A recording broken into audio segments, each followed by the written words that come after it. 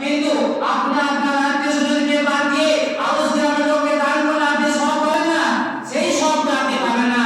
উত্তম দান হলো আপনার নিকট আত্মীয়দের মধ্যে আপনাকে ভালো জিনিসটা দান করতে হবে। বন্ধুকে খাইয়ে আপনার কোনো লাভ হবে না, কিন্তু একটা মুসাফির মেহমান মিসকিনকে খাওয়াবেন, সেটা কাল কিয়ামতের মাঠে আপনি দেখতে পাবেন যে তাকে খাইয়েছিলেন, সেই সবের কারণে, সেই নেকির কারণে আপনাকে আল্লাহর রাস্তা থেকে আল্লাহ রাব্বুল আলামিন জান্নাতে প্রবেশ করাবেন। আল্লাহ তোমরা কখনো পূর্ণ লাভ করতে পারবে না যতক্ষণ পর্যন্ত তোমরা তোমাদের প্রিয় জিনিসটা আল্লাহকে না দান করবে।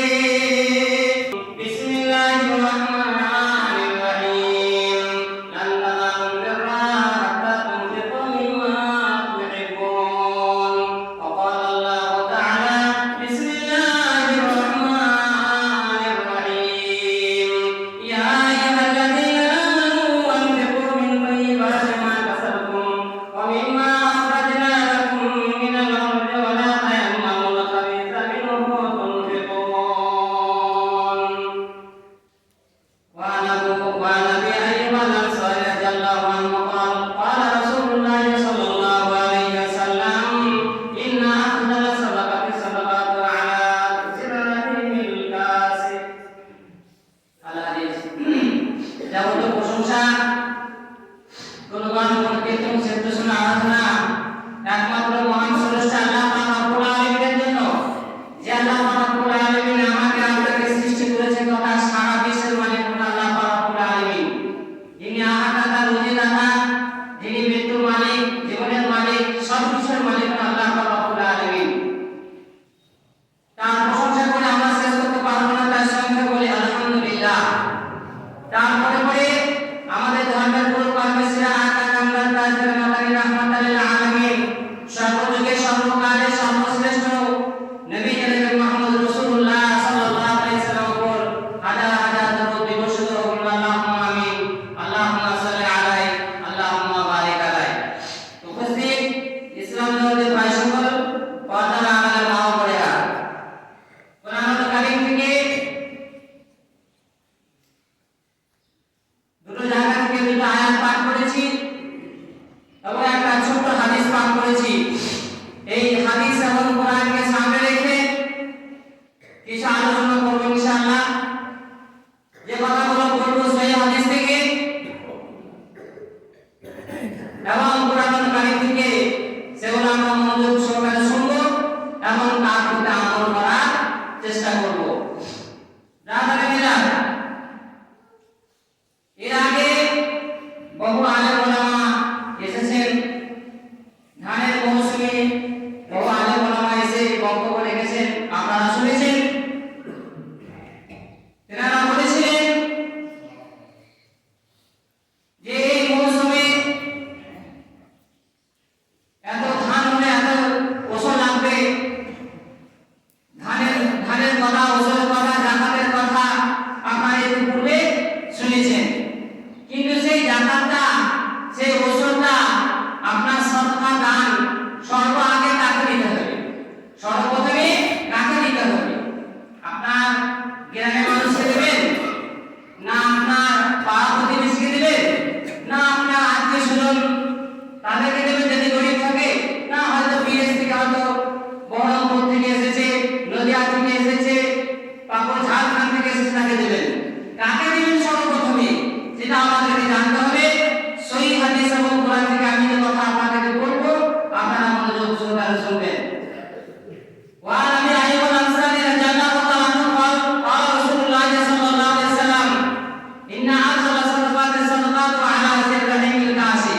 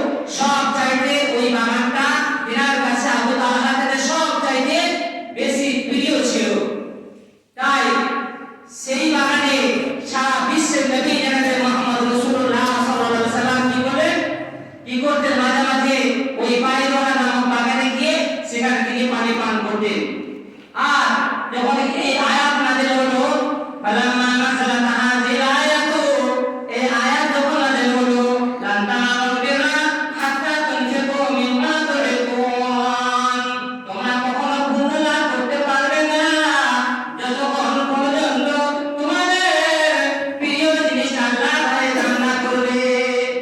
তাই এই কথাটা আবু তালহা তিনি শুনলেন, তখন তিনি বলেন, ফাকালা ইয়া রাসূলুল্লাহ ইন্নাল্লাহ তাআলা আনজালা আলাইকা লান তানালুল বিররা হাত্তা তুনফিকু মিম্মা তুহিব্বুন, হে আল্লাহর নবী, আপনার উপরে এই আয়াতটা নাযিল হয়েছে যে তোমার কাছে প্রিয়, সবচেয়ে প্রিয় জিনিসটাই দান করতে বলেছে। তারা আমার কাছে সবচেয়ে বেশি প্রিয় যে এই মদিনার জায়গাতে মসজিদ নববীর সামনে এই বাইরওয়ালা বাগানটা, এটা তো যত তোমার কাছে সবচেয়ে এটা বেশি প্রিয়।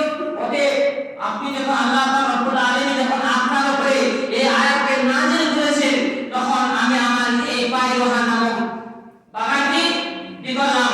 আল্লাহর রাহে সাদকা করে দিলাম।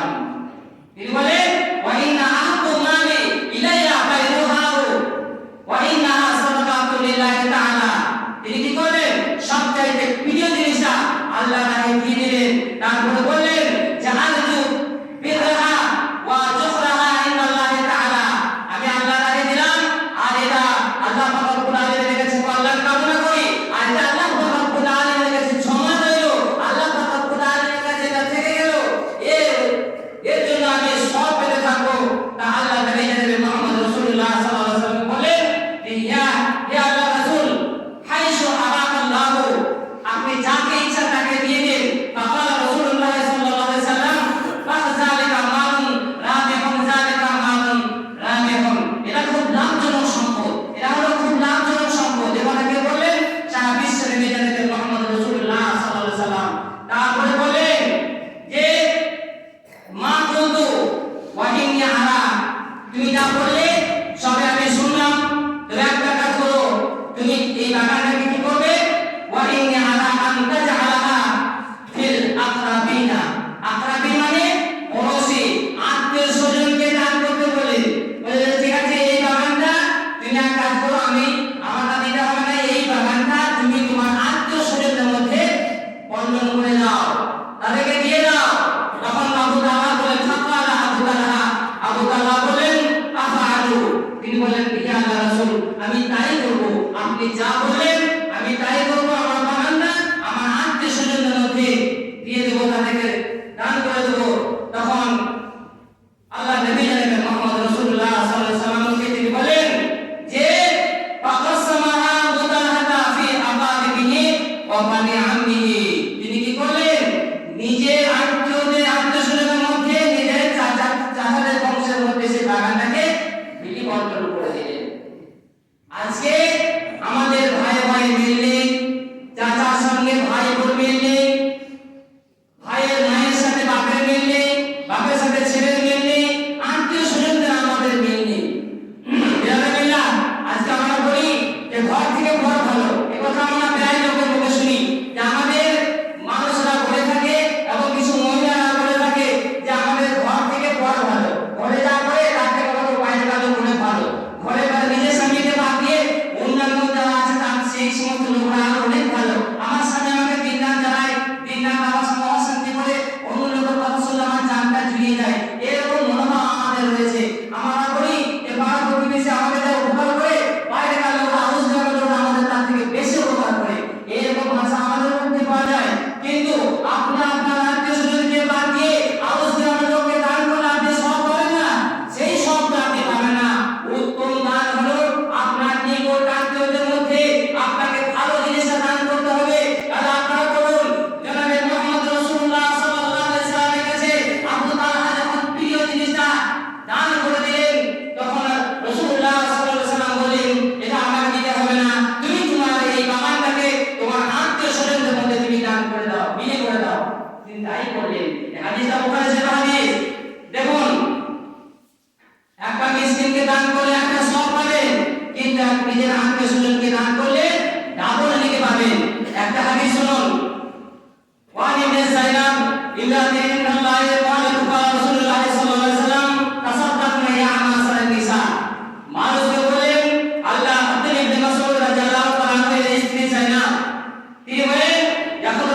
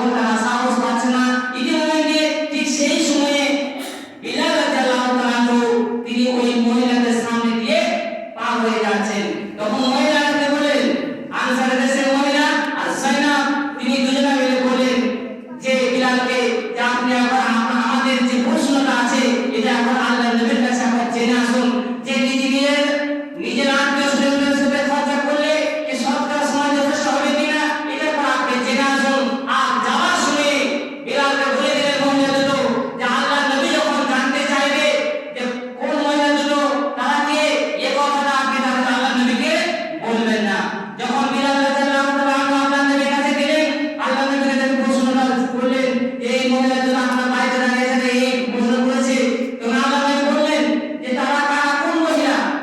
তো বিলাল রাদিয়াল্লাহু তাআলা আনহু তিনি বললেন একজন হলো আনসারীদের মহিলা আর একজন যায়নাব। আল্লাহ নবী বললেন যায়নাব কে? তখন বিলাল রাদিয়াল্লাহু তাআলা আনহু তিনি বললেন যে যায়নাব হলো আব্দুল্লাহর স্ত্রী। তো আল্লাহ নবী জনাবে মুহাম্মদ রাসূলুল্লাহ সাল্লাল্লাহু আলাইহি ওয়াসাল্লাম বললেন যে যাও তুমি তাদেরকে বলে দাও যে এই সাদকা তাদের আত্মীয়-স্বজনদের দান করে, আত্মীয়-স্বজনদের দায় খরচা করে, তাহলে সে দুটি নেকি পাবে, দুটো সওয়াব সে পাবে। একটা তার আত্মীয়তা বন্ধন বাজায় একটা সওয়াব সে পাবে, আর একটা সাদকা সমান সে নেকি পাবে।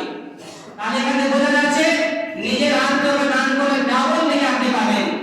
চলুন আরো হাদিসে যাই। আনতালহা ইবনে ইয়াহইয়া আনতাদি সুহদা, তালহা বিন উবাইদুল্লাহর স্ত্রী সুহদা তার নাম। তাই সুহদা দেখলেন যে তার তার স্বামী প্রচন্ড চিন্তাগ্রস্ত হয়ে আছে, মাথা নামিয়ে আছে, মন মারা হয়ে আছে। স্ত্রী তার স্বামীকে বলছেন যে আপনি মন মারা হয়ে আছেন কেন? আমি যদি কোনো ভুল ত্রুটি করে থাকি, আমি যদি কোনো রকম অন্যায় কাজ করে থাকি, তাহলে আপনি আমাকে বলুন, আমি সংশোধন হয়ে যাব। তখন তালহা বিন উবাইদুল্লাহ বলেন যে তুমি একজন মুসলিম নারী, তুমি সত্যিই খুব ভালো নারী, তুমি সৎ নারী। আমি তোমার সম্পর্কে চিন্তা ভাবনা করি না, আমি একটাই চিন্তা করি আমাকে আল্লাহ রব্বুল আলামিন পর্যন্ত মাল দিয়েছেন, এই মালটা আমি কোথায় খরচা করব এই চিন্তা ভাবনা আমি করছি, এই টেনশন আমি করছি। তখন সওদা বলেন তার স্বামীকে বলে চিন্তা করা করুন, কারণ আপনি আপনার নিকট আত্মীয়কে এই আপনার মালকে বিলি বন্টন করে দিন। তো তারা তার খাদেমকে ডাকলেন। তার তখন তিনি কি বললেন? তার খাদেমকে ডেকে তার আত্মীয়-স্বজনকে বলে সব ডেকে দাও, সবাইকে আমার কাছে নিয়ে এসো। তিনি তার সেই দেওয়া যত সম্পদ ছিল সেই মালগুলো নিকট আত্মীয়দের সঙ্গে সব বিলি বন্টন করে দিলেন। সে মালটা ছিল কত? ফাসালাত কাজিনা কাম কাসানা ওয়ালা আরবা'a মিয়াতি আলফিন, ছিল কত?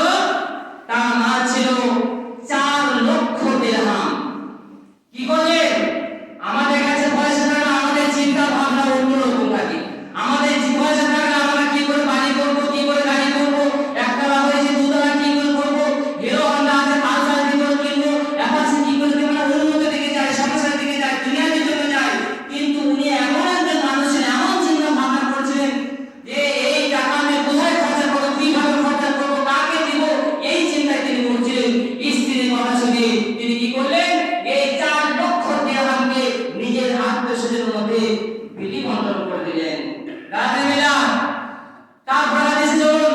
আমি সালমান ইবনে আমির জাব্বি রাদিয়াল্লাহু তাআলা আনহু قال رسول الله সাল্লাল্লাহু আলাইহি ওয়াসাল্লাম আসাদাতু আলা মিসকিন, বলে মিসকিনকে দান করে তুমি একটি সওয়াব পাবে, কিন্তু নিজের আত্মীয়কে জিল কারাবাতি ইসনাতানি, তুমি তোমার আত্মীয়কে যদি দান করো তাহলে তুমি ডাবল নেকি তুমি পাবে। রাতে মিলা এই হাদিসটাকে আমরা জানি না, যদি আমাদের আল্লাহ নবী জনাবে মুহাম্মদ রাসূলুল্লাহ সাল্লাল্লাহু আলাইহি ওয়াসাল্লাম তিনি বলেছেন, এই হাদিসটা বর্ণনা করেছেন আবু হুরায়রা রাদিয়াল্লাহু তাআলা আনহু। হাদিসটা হলো বুখারী। আল্লাহ নবী বলেছেন প্রত্যেক দিন সকালে দুটো করে ফেরেশতা আসে। এই পৃথিবীতে প্রত্যেক দিন দুটো করে ফেরেশতা সকালে আসে। তাদের মধ্যে একজন করে যে আল্লাহ তো যে সমস্ত মানুষরা যারা দান করেছে তাদের এসে তাদের প্রতিফল তুমি তাদেরকে দাও, যারা উত্তম জ্ঞান আল্লাহ তাআলা দান করেছে, নিজের আত্মীয়কে দান করেছে, আল্লাহ তুমি তাদের যে তাদের প্রতিফল তুমি তাদেরকে দাও, তাদের সব তুমি তাদেরকে দাও। আর একজন সে বলে যারা কৃপণতা করেছে আল্লাহ তুমি তাদেরকে ধ্বংস করে দাও। হাদিস হলো বুখারী। রাদিয়াল্লাহু তাহলে আসুন আমাদের মনের অন্তরে কৃপণতাকে দূর করতে হবে। আর মনের কৃপণতা যদি আমরা দূর করি তাহলে আমরা সাফল্যবান হব, সফলতা হতে পারবো। সূরা তাকাবুর আল্লাহ পাক বলেছেন ওমা ইউকা সুহা নাফসিহি আউলাকা হুমুল মুফলিহুন, যারা অন্তরে কৃপণতা থেকে মুক্ত হয়েছে তারা এই পৃথিবীতে সফলতা হতে পেরেছে। আর আল্লাহ রাব্বুল আলামিন আম্মা মান ওয়া আম্মা মান বাখলা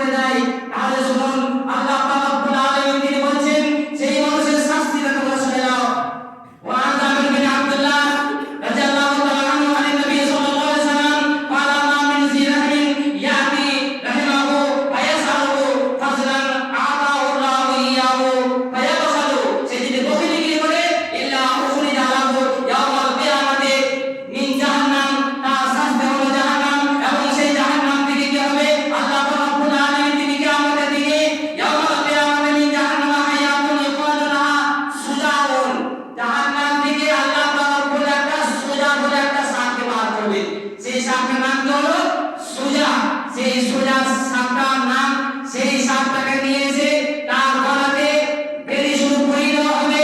সেই সাপটা জিভ বের করে তার সে মুখ নাড়াতে থাকবে এবং সেই জাহান্নামের সাপটাকে তার গলায় পরে দেওয়া হবে।